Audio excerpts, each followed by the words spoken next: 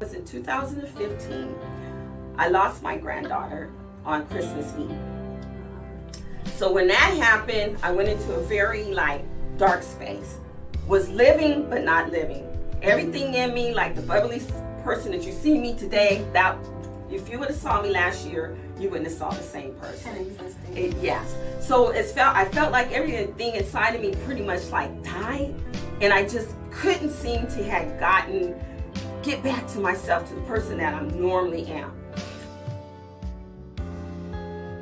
So one day, my best friend, who is standing here with me, that's here supporting me, that always have my back, and I always have her back, she called me over to her house and she said, "I just want you to come over and play." I said, "Okay, I'll come play." So when I went to the house and I sat down with her, and she did this, she likes to do art. I never do art.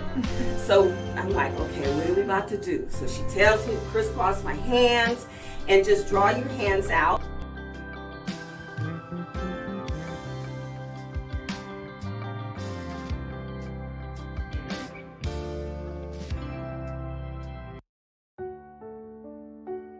Something about when I did this, it's almost like I could feel God's spirit just talking to me. Something broke, something. Yeah, it's just like something open and a release, and I could just feel me opening up.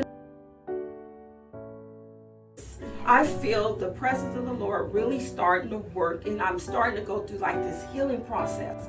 And to the point when, after I got finished with her session, I start going out buying all this art supplies, going into my bedroom and just sitting in my room and just meditating and just being in the presence of God. Awesome. And it was through that art, which we call art and healing process, that actually started opening me back up to where I started feeling alive again. Pain can lead to purpose when we surrender. Processing pain through vision art journaling serves as a visual record that reminds us of who we are and where we're going.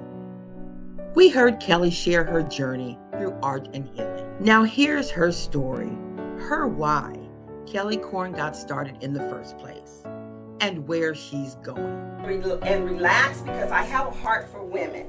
And sometimes because we're overworked and mothers and wives and all of that and doing too much, I just wanted these group of ladies to go and just relax. And so that was my heart. So when I had that, I was like, okay, now how am I going to pay for this?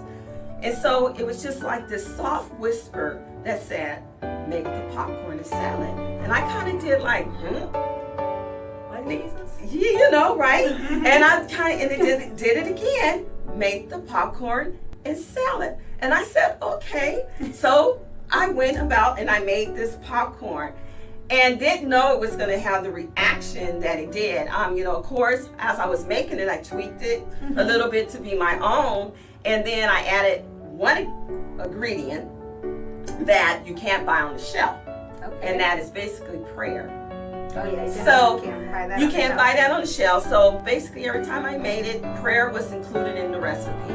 And I started noticing everybody's reaction to the popcorn. They was calling it crack corn. It was addicting. Very addicting. They couldn't put it down, delicious or whatever. But the bottom line is I was able to make that go. And all 6 of us went up and we had that time at the retreat, just relaxing. And that's how it literally began. So that was in 2007, 2008.